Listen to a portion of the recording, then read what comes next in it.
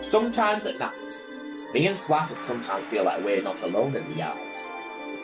Or, at least in the sheds. And I'm not talking about the workmen, oh no. Sometimes, we feel like another engine's lurking around the yards, but we never see anyone. It's almost supernatural.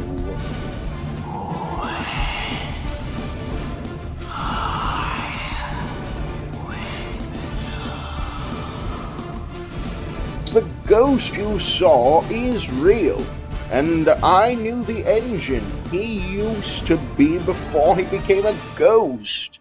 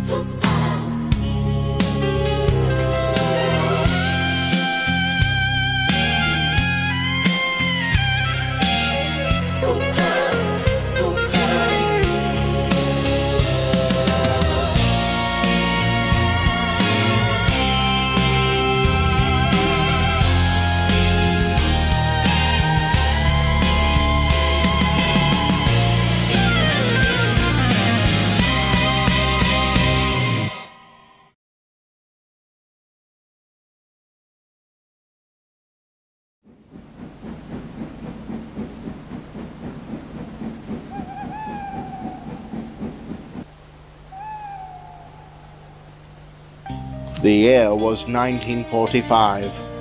The Second World War was over. Things had started to go back to normal on the island of Sodor. The engines working there at the time were doing their best to get back to their regular schedules, now that they didn't have to worry about the war anymore.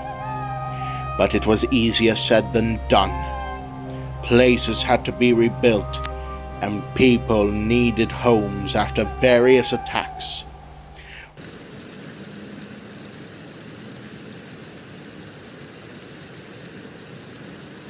One day, the fat director, Sir Topham Hatt the First, was talking to some of the engines in the sheds.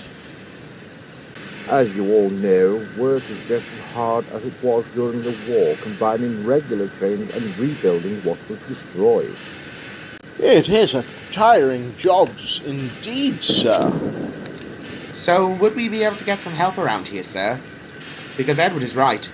The work is tiring, and honestly, an extra set of buffers around here would be nice. Indeed, you will be.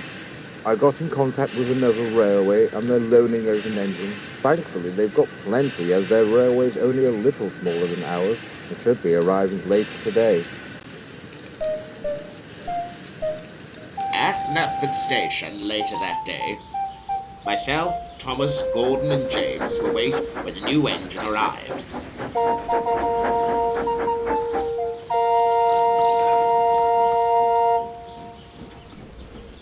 Hello, my name's Lionel.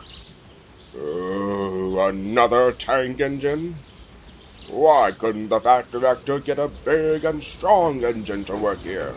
Don't be so rude, Gordon. Hello, Lionel. Welcome to Sodor. My name is Edward, and this is Thomas, James, Henry, and Gordon. Very nice to meet you all. I hope I do well on the island. I've never seen an engine like you before. Oh, I am a prototype of the C.R. Macintosh 812 class, but I was part of their original design for a tank engine, and I was built in England. Hence my lack of a Scottish accent. But even as a prototype engine, I'm keen to work. We'll see how well you work.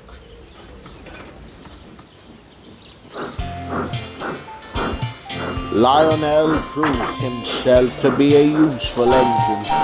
He did a vast variety of jobs, whether it was shunting, pulling passengers, or even freight trains, or being on standby as a relief engine, as he was very eager to work. I need an engine to take the slow goods while Henry has his tubes cleared out. I'd be happy to, sir. He is a hard worker. And that is just what we need on this railway. Much better than any silly little engines.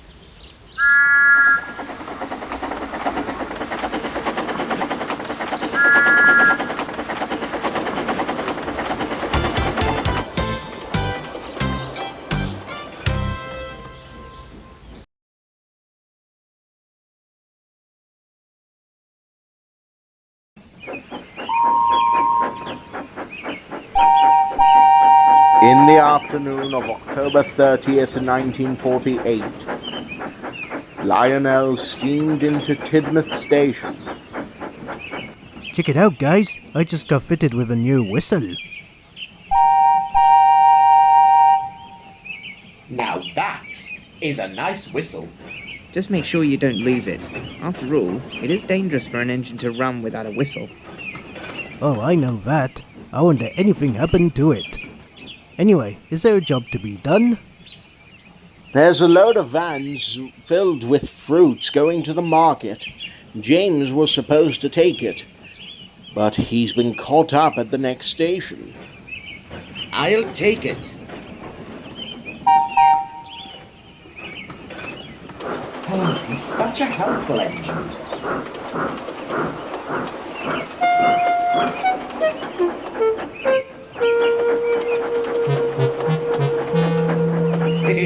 What's wrong, James? No one liking your coat? No, Thomas. I was almost late because of those Vandals tampered with the points. For the past 2 days, back then, there had been reports of Vandals causing trouble around the railway. I hope the police can catch these Vandals soon. If they aren't, something bad could happen.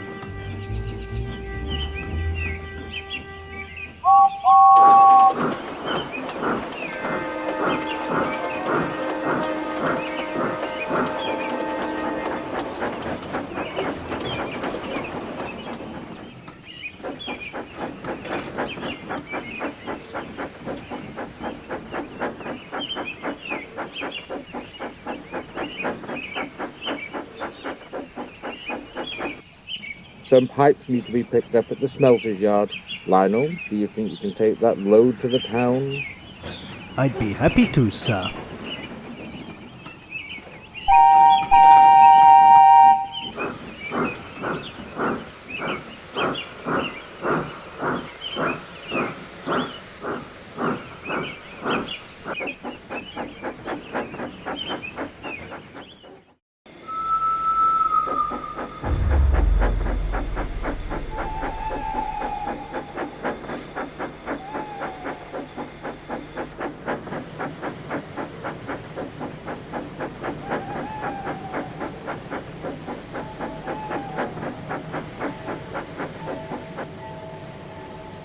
So, where's my train?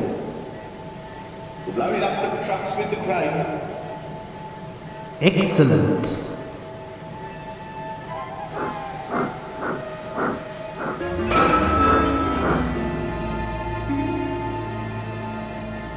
What the?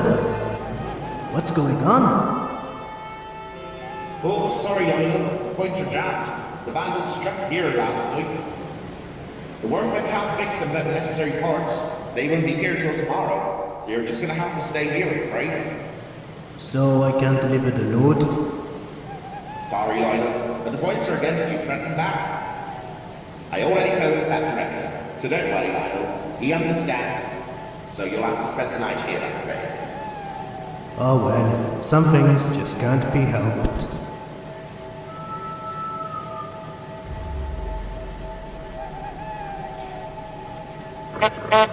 Lionel's crew hitched a ride on Bertie the bus to go home.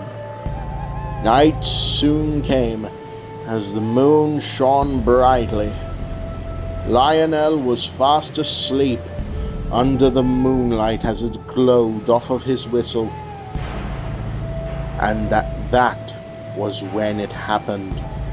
3 shifty figures peered into the night in the early but still dark hours of October 31st. They were men dressed in dark clothes. It was the Vandals. They had returned to the Smelter's yard to find anything valuable. Wait. They thought they'd find something valuable at a scrapyard? Times were different back then, even after 3 years of no world war.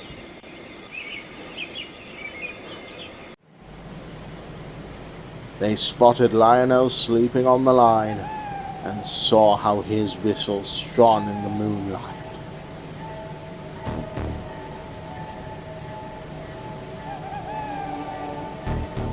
Look at that whistle. It's so shiny. I bet we can sell it for a big amount, especially since it's Gold Brothers. Let's cut it. They grabbed a ladder and climbed on top of Lionel. The black-dressed Vandal brought out a small saw and cut off Lionel's whistle. He was fast asleep, so he didn't hear or feel anything. Got it. Come on, let's get out of here. Hold on. I heard this engine's a prototype of a tender engine. He's gonna be worth something. Nice thinking, mate. Let's take it down to the mainland and get that money. The Vandals climbed onto Lionel, but neither of them had driven an engine before, so they didn't really know what they were doing. The black-dressed one managed to open the regulator, but nothing happened. They waited a few minutes, but Lionel didn't budge. Frustrated, the Vandals stepped out of the cab and made their way to their car. Maybe the whistle's good enough. They got into their car and drove off, but they forgot to close the regulator. No sooner when their car was out of sight, Lionel began to move, but the tank engine was in such a deep sleep that he didn't notice. Trouble got worse. Lionel was on one of the lines that led to the buffers placed at the edge over the smelting pot. Lionel pressed against the buffers, temporarily stopping, but they began to crack.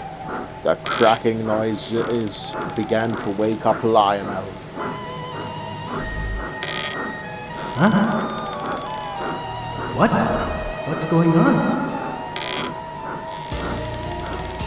Oh no! Somebody help me! Somebody, yay!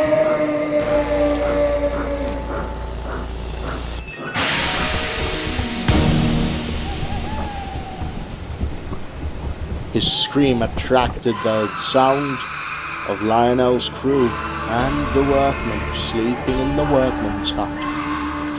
They ran outside and inspected what was going on.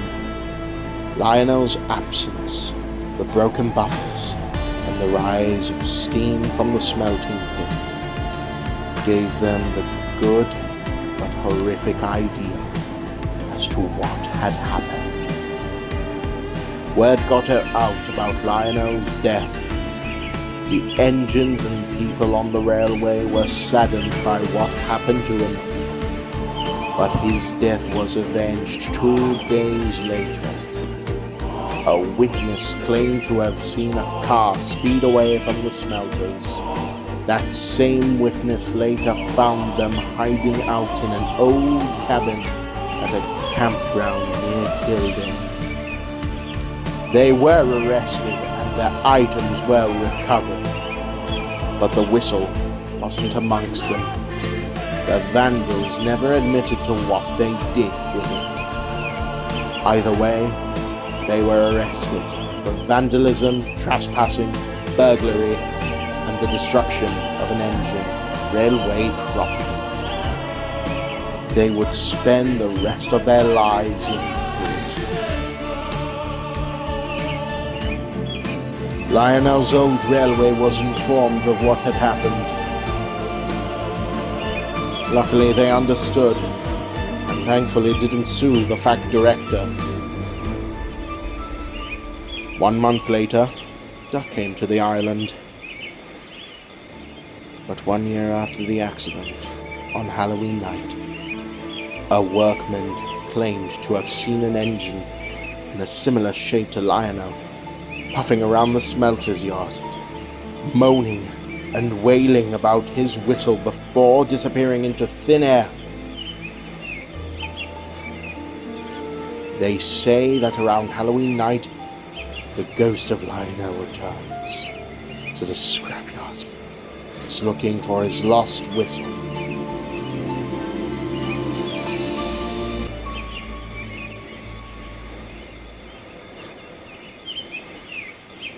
So it must have been Lionel I saw these past 2 nights. Dodge said he and Splatter might have seen some strange stuff, but I'm surprised he didn't know about his ghost. They came to the railway years later. They may have seen Lionel once or twice when they worked at the sheds late at night, but they never knew it was a ghost. Ghosts usually have unfinished business, right? Do you think if Lionel got his whistle back, he'd stop haunting the ironworks? Most likely, yes. If we can find that whistle and give it to him, he may stop this haunting and move on. But where could it be? The cabin the Vandals hid in. What if they hid it somewhere? That's a good theory, Derek. Tell you what, we'll check it out tonight.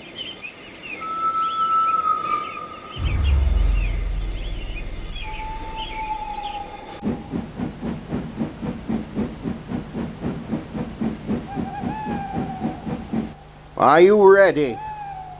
I'm dreadfully nervous, but I know we have to do this. Then let's go.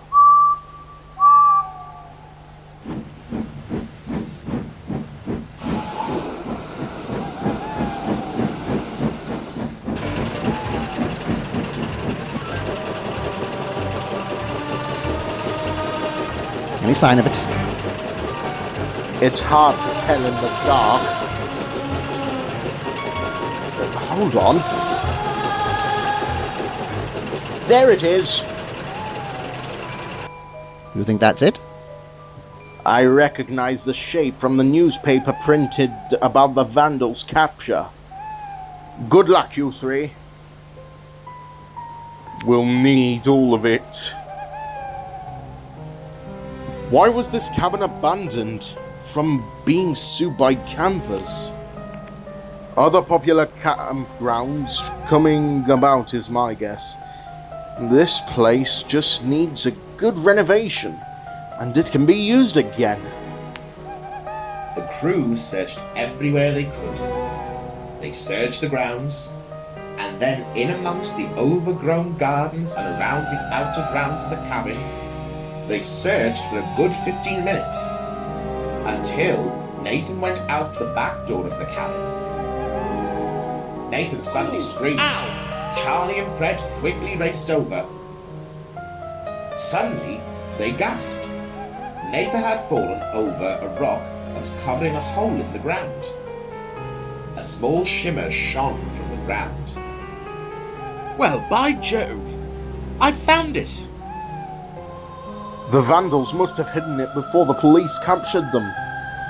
They must have figured that if they couldn't have a shiny whistle from a prototype engine, then no one could. Let's take it back to the engines. Did you find it? Oh yes, Edward. We most definitely did. Well, now that that's done, let's get rid of this ghost.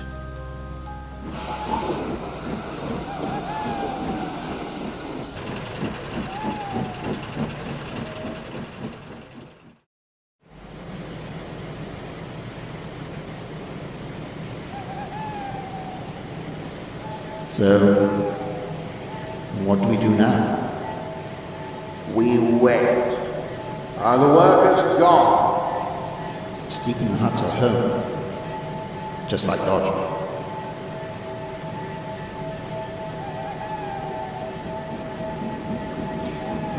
Did you hear that? I know, Derek. Hold your ground.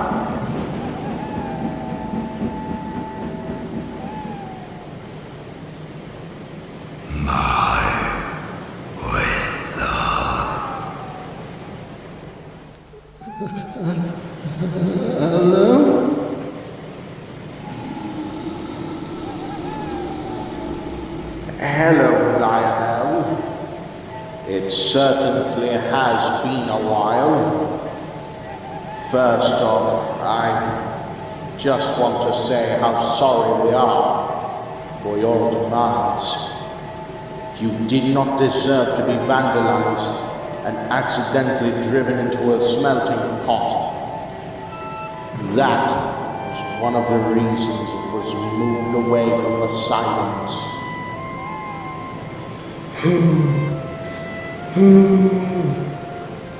But this must stop, Lionel. You can't go around haunting the scrapyards. Those vandals are long gone. You've caused quite a stir in the scrapyards, scaring workmen and poor Derek here.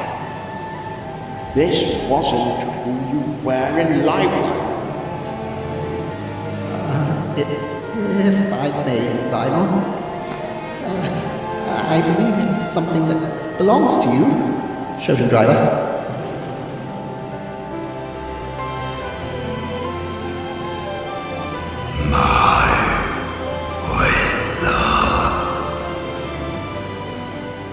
Why is he looking up? Maybe he wants his whistle put back into place.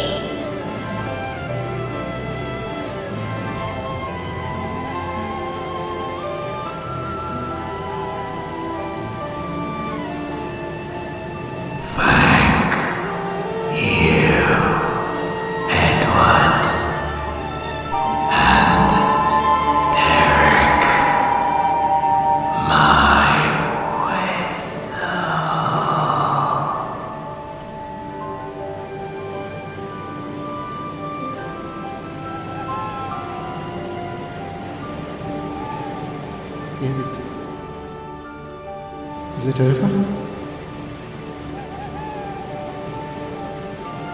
I believe it is, Derek.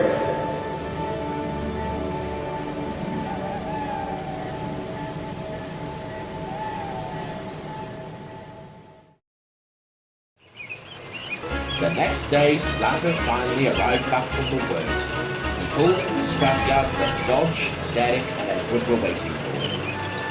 The Blue Engineer decided to spend the night. Morning, all. Sorry my repairs took so long. The diesel workers were very busy. Why couldn't you go see Andy at Crovan's Gate then? He was busy with one of the other diesels in for maintenance, and the building was under renovation. Well, we're just glad to have you back, Splatter. And I'm glad to be going back to the yards. The Fat Controller has said that I could return when Splatter came back from the works. So, what did I miss? And what's Edward doing here? I thought he had his own line to run. I'll tell you about it when we start work. Have a good work day, you two.